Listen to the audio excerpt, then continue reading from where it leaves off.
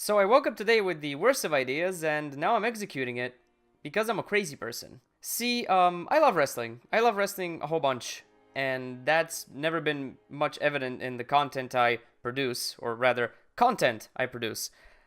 Until this morning, where I was struck by just a bolt of inspiration from Zeus himself.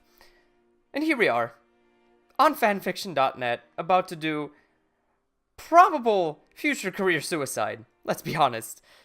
I am probably never getting admitted to a WWE live event ever again, which, I'll take what I can get. We are reading wrestling fanfiction this beautiful, beautiful Saturday morning in Sofia, Bulgaria, where it has been raining for the past, I would assume, 19 years. And instead of going out and hiking or going for a jog, I'm going to torture myself for possible hours on end. This hasn't even started and I'm going to cry. I am not without preparation. I have put on my favorite shirt, my vintage punk, armor. I have a special moon rock given to me by my mother, which will, be close to me during this escapade. Hopefully it will keep the bad vibes away. I highly doubt it. So here we go. We're about to dive into hell, and I'm going to probably never be able to look a wrestler in the face again. Before we begin, I should mention, the art of the fanfiction is something very near and dear to my heart. But there has to be a layer of separation between what you consume and what you can run into at an airport at 3 a.m. Okay? I've never gotten wrestling fanfiction. I don't understand the need for people to write wrestling fanfiction, and while it seemed that I might be disparaging it, this is all in good fun. So, if you're a fanfiction writer, man, keep on trucking. If you want the Shield to bang each other, it's your prerogative! Just so you can get an idea of what we're working with, the wrestling tab, the wrestling section, is 42,000, almost 43,000 fanfictions strong. Oh, we are going to start out on the first page just to set the scene, get a general idea of what nightmare awaits us. Oh god. Okay, here we go. The Blade Wolf of Destruction. The Blade Wolf? Like in Metal Gear? I need to know. It's only 5,000 words. I need to know. Oh, this is gonna be a ride. Now this begins at the 2006 Royal Rumble. Just because he's won 10 world titles doesn't mean he's going to put down every young talent like Roman Reigns and Brock Lesnar. That spry young boy, Brock Lesnar. I love that this man is forward thinking while probably pushing his OC over everyone else. Pairing, oh no. Putting up a poll? Who should be with Candace? Whew. Hold on, there will be only 2 women on the poll. Others like, there will only be 2 women on the poll. Others like Lita are taking. Trish Stratus got married later in 2006. I know Candace is married, but in this story she's not. So just take rule, toss out of window. Tail of the tape! We have a tail of the tape. George Edwards, wrestling name, The Blade Wolf, WWE 1997 present. The Demon Wolf. I feel like something very mid-2000s should be the soundtrack of this. Height 6'9". Not a manlet. Definitely not. Weight 300 pounds, but a lean 300 pounds. Okay. If there ever was a dead giveaway as to what we're in for here. Hair! Yeah, of course he has a tombstone. We're introducing a drinking game now. Every time someone's finisher is someone else's finisher. This is my 3rd good luck turn, by the way. There's so much backstory to George Blade Wolf or whatever. He was training at a fast rate and he got the attention of Eric Bischoff. Categorically incorrect. The only way you get the attention of Eric Bischoff is if you're leaving the WWE and you are above 40 years of age. After a year of training non-stop, go to hell, he was given the green light to start wrestling on Monday Night Raw. Hold the phone. It was only early 1996 when he joined WCW. And in that time he was with the company, he won the WCW championship at only 16 years old. Really? Well, let me tell you something, brother Jack. That just seems risque. He has a glaring wolf face tattooed on his right shoulder. Good life choices. Oh no. Starting off hot, Royal Rumble off screen. He put so much care and effort into writing out his character's backstory.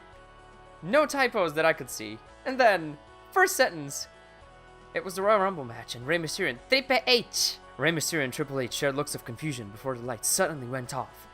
Fans cheers, thinking it was Undertaker.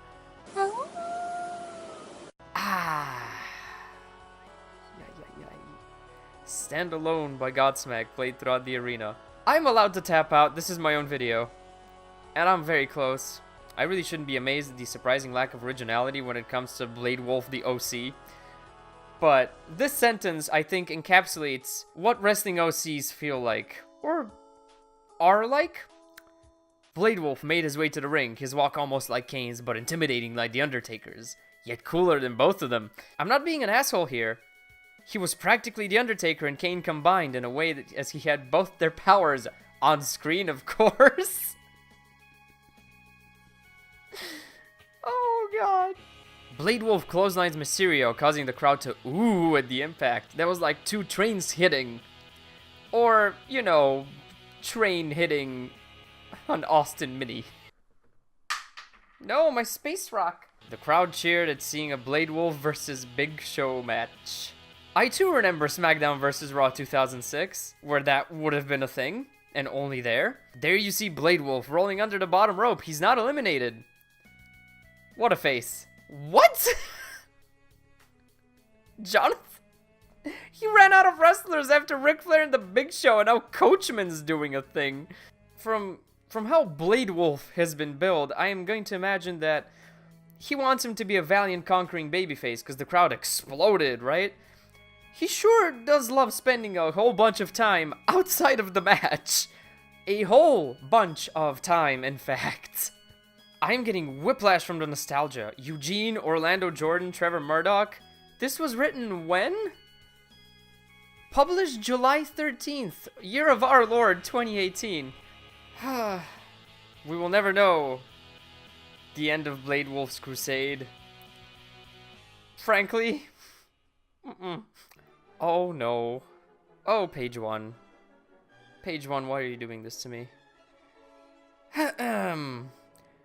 Enzo Amore has been hurt.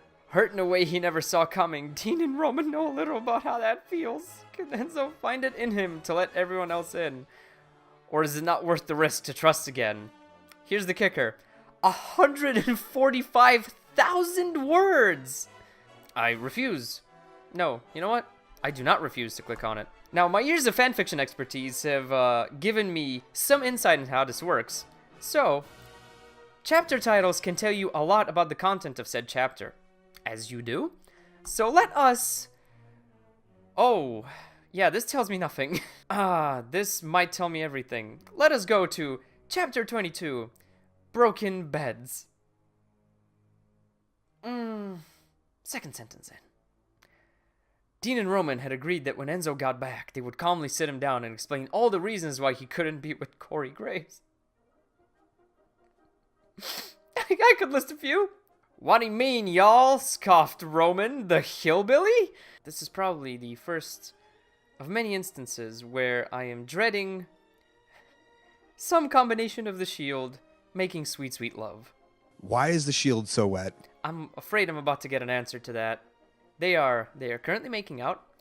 I'm gonna just scroll and see what we got. So, good news. Dean and Roman kept it PG. True professionals as they are. The fiction's rated T, which probably should have been dead giveaway, but nevertheless. Still on page one! Oh boy! Page one did not deliver in the nightmare department as much as I wanted it to. So, we are going to do something awful. And by we, I mean me. I need emotional support. Filters! The bread and butter. Fanfiction.net. Oh no, baby. 28. I'm gonna save Adam Cole for dessert. That's a bad way of phrasing that. So, language. English, because I'm an uncultured idiot. And characters. Whoo! Man, A-Train's on here. Ha! Let us start with the lowest of low-hanging fruit. R. Not that R. Roman Reigns. 3.3 thousand words. Everybody loves to hate Roman. After this, I assume everybody's gonna have a lot more sympathy when it comes to the poor big dog. Now, the only thing that could be on par with people wanting the Shield to get together is people wanting to get together with the Shield, right? So here we go. Oh, this sounds like a roller coaster. Sorry, Roman, we're going to take a slight detour into Crazy Town. Dearly beloved, Dean and Lauren, and absolutely not that hussy Renee, are newly engaged and looking forward to a nice, easy time together. But when your Shield brother has betrayed you, that's canon, and here we go, and your father and stepmother are after you both, easy times are hard to find. Oh, it's part of a series. Now, you might be wondering what I mean by people wanting to get together with the Shield. You do not know what thirst looks like until you've read the following passages. Scene setting. OC is in some sort of undisclosed living room location. Enter Dean Ambrose. Princess! Dean reached over and patted at my head, smoothing my hair like I was some kind of Labrador instead of his recently minted fiancée, but making the movement so warming and easy that I ended up liking it, so toppled over into his space. One sentence. I landed up against his broad chest pretty... Get through this, man. Come on, space rock. I landed up against his broad chest pretty heavily, but then proceeded to immediately bed myself in, tucking my arms in tight around his body, and then using his abs like the best pillow ever made, or potentially the world's most hunky bed linen, or more than likely both. I can smell her arousal through the internet. He was too perfect to be real. Don't smile. This is... I can't... This is so heartwarming. Can't not smile. Dean and I were engaged now, as the ring on my third finger beautifully proved, and never more so than it was twinkling in the moonlight, or the glow of the television. Skipping ahead. Not that I would have turned down anything the man had preferred, since the message had been the main thing. And here's where it gets terrifying. He wanted to marry me. Me! I wonder if there's any wrestling in this. Ooh, working for the man. Okay, what do we got? Well, I'm happy to report that there's actual wrestling, or at least references to wrestling in this fanfic. Bit suspicious. Beginning of chapter 2 goes as follows. In the near 5-week stint, I had been working on commentary as the first full-time female to be handed the role. In 2014, lady? Wow. You must have been the bomb. Positive points included the receival of fan mail. In 2014, fan mail with stamps and everything. The upsides are that she got lots of letters, because that's romantic, from little girls who want to also grow up to be commentators. Oh, but those dastardly men wanna do things to our vagin. And they send certain, and I quote, pictorial evidence that for the most part the mailroom managed to get to first. The WWE mailroom. Dean's climbing the ladder when blonde and black hair suddenly streaked in towards him. Oh, said get out of the way. World-class commentary. Although, to be fair, this is on par with Raw commentary, so we're not straying too far from kayfabe. Yes. Yes, yes, yes, yes. Here we go. Hallmark of quality. No profile picture. An ominous title. The Choice. And of course, an allergy to punctuation. Roman Reigns, a married football coach, meets Hayden in a bar one night where everything is supposed to remain a one-night thing, but when it turns out to be a long-lasting love affair, Roman needs to make a choice between his wife Shea and the woman he truly loves. He truly loves Hayden. So this starts off pretty standard. Of course, you can pause and read. I highly don't recommend you do so. And it's got all the staples. You don't know who the hell is speaking.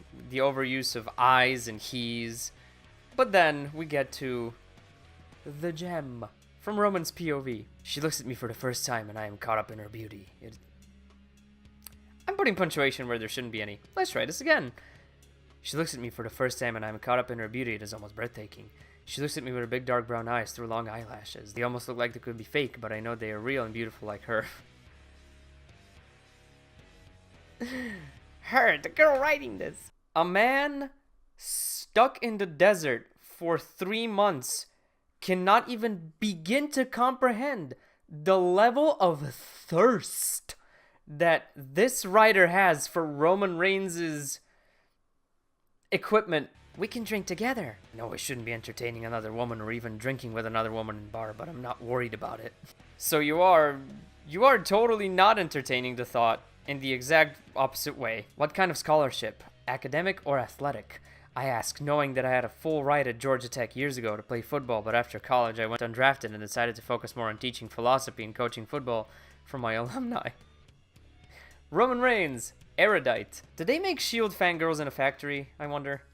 I'm majoring in literature, media, and communications, she says, and my minor is social justice, she says, and I am impressed. We all are. I'm hoping to do something with journalism, write for some type of website, magazine, or newspaper if they are still around, but more and more of the newspapers are disappearing because people are getting their news online. Technology is eliminating a lot of jobs in many different industries, she explains. I enjoy a good old newspaper sometimes, but I understand we are at a time where everyone is on their phones. Their smartphones at that, where they can get news articles for free through a website or on social media, so why pay for a newspaper when you can get it for free? She says before she stops herself, mercifully. I'm sorry, you probably didn't want to hear that. She's right, I don't really want to hear about technology and how things are changing it. I can't help but listen to her talk. Roman knows Roman doesn't want to be in this, but the script demands he loves her. What about you? What are you majoring in? Roman's a football coach, mind you. She asks, and she doesn't really realize I am a professor or football coach for the school, but I appease her, but don't really lie to her. 'Cause I would never do that. Me, Roman Reigns, man in love. Oh boy. This is getting dark. I wanted to get out because my wife of 4 years was starting to get to me by nagging me, and our 2 children were starting to get to be a lot. Well, after nearly 3 minutes of conversation, they are already making out. 2 months later, post-banging, Roman Reigns, family man. Enter his daughter. I know my full name, she says as I walk over and kiss my wife, Shay. Nova Patricia Reigns. Sounds less like the name of a person and more like the name of a bookstore. Oh, his daughters are named Nova and Kylan. Sorry, Nova and Kylan. Oh, his nagging wife wants him to give up football. But his hot girlfriend, who is perfect with her perfect eyes and everything, she don't want football give up. Oh my god. Oh my god. So, premise. Seth Rollins, wasted off his ass, stabs himself in the thigh and bleeds out on a bathroom floor while Dean Ambrose panics. Morbid, but understandable, at least in the realm of fanfiction. And then, a voice shouting from the phone had brought his attention back to it. Dean had quickly learned it was Samoa Joe on the other end. Joe was blessed, or cursed, depending on who you asked, with the ability to just know stuff. The second Seth had died, he just knew. Okay.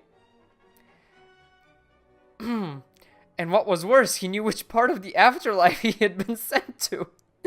Samoa Joe, your intuition don't lie. Suicide. Seth had been ruled as a suicide even though it was an accident. Somewhere someone had made a mistake and sent him in the wrong direction to suffer for all eternity. What? I need you to keep him over tonight. You're asking me to hide his body? Just for tonight. And then what? I'm not sure. I'm going to go through my family's old books to try and find a solution. Samoa Joe put some levels into Mystic. Joe's like the kryptonite to Final Destination. He just knows stuff. Saved Bray Wyatt's life from a plane crash. You're going back, Seth. Roman and Joe are working on getting both of us back, but I might not make it. Joe's power only goes so far. Samoa Joe only rarely shows his true power. Chimeraplexes are rare because of that. So is him bringing people back from the dead. Not much talked about, but he's done it. Now, as interesting as S.H.I.E.L.D. fanfics are, they are vast, plentiful, and terrifying enough to deserve their own episode. For now, let's do the thing that everyone should do, and I hope it's possible. No, there's no Scott Steiner. For now, however, we are going to do something near and dear to my heart. Rusev, who's a Bulgarian, hooray, has 15 fics dedicated to him. What would happen if Dolph married Stephanie? Oh, sorry, in Dolph married Stephanie. Since her dad had passed away the year before, she had asked AJ Styles to give her away. Hey, AJ's a devout Christian, so if anyone... My mom wasn't going to be able to make it because she was out of town that weekend, so I asked AJ Styles to walk me down the aisle. It bears repeating, it's so preposterous. AJ can't catch a break, man. This saga's such a roller coaster. Then I find out that AJ wasn't there, so I asked Paige to find her boyfriend Alberto Del Rio to ask him to come find me. Alberto came in and I asked him if he would walk me down the aisle and said... Henry and Rusev, don't read if you're gay. Rusev grunted Henry's door today. Rusev thought Henry would give him the sexual chocolate. Henry opened the door. He smiled as the Russian stripper man walked in. Slowly, Henry sat down and Rusev put his fat legs across Henry. Henry giggled. Rusev slowly untied his robe, and when he removed it, he was full naked. And Henry sat down at the fact that they went to have sex. Rusev hopped on Henry's cock. Oh yes, your penis make my ass cheeks. And Henry sat down at the fact that he wanted to have sex. Rusev hopped on Henry's cock. Oh yes, your penis make my ass cheeks special and my dick grow. I want to be fucked harder, harder, oh yes, there's the boner. Rusev screamed out. Henry went harder and screamed, oh, your ass cheeks are so cleansed. I just want to go deeper in your ass, but it's your turn. Put me in the accolade. Rusev turned Henry over and penetrated his asshole. They both farted. I'm about to hit rock bottom. Here we go, baby. To finish out this nightmare, we've got a quintessential wrestling fanfiction. Almost heartwarming, I'm gonna assume, in its earnestness. The Journey of Hughes. This story takes place in the WWE Universe where Sami Zayn and Kevin Owens both turned heel and The Shield never turned heel. Also, American Nightmare Cody Rhodes has brought Bullet Club into WWE. I played the role of Hughes, an anti-establishment hardcore wrestler. Also, FCW and NXT were one and the same. Alec Hughes had debuted for World Wrestling Entertainment and reinvented himself as professional wrestling's last hardcore wrestler. After defeating many people in an FCW Extreme Rules match, he was approached and systematically attacked by reigning United States champion Baron Corbin. Not only was his FCW championship on the line, so was a future opportunity at the United States Championship. This obviously made Baron Corbin a very angry man. Baron had a plan. However, Hughes had a counter strategy. Hughes would lock and bar the door shut to Corbin's room from the outside, making it impossible for Corbin to cost Hughes the FCW Florida Heavyweight Championship. So the Florida Championship Wrestling Florida Heavyweight Championship, got it. After a back and forth battle, Hughes hit Corbin's move, the End of Days, oh no, to successfully defend the FCW Championship. Afterwards, Hughes issued an open challenge for the championship, which surprising was not accepted by Corbin. Of course it wasn't, he's barred in his room. It was 3 weeks until No Surrender, the first pay-per-view to have all hardcore matches. It elected to referee 4 of them. Y'all want to know what the weirdest match anyone can book is? An FCW Championship match on a main roster show. Competitors being Enzo Amore, coming off of 3 straight losses for the Cruiserweight Championship.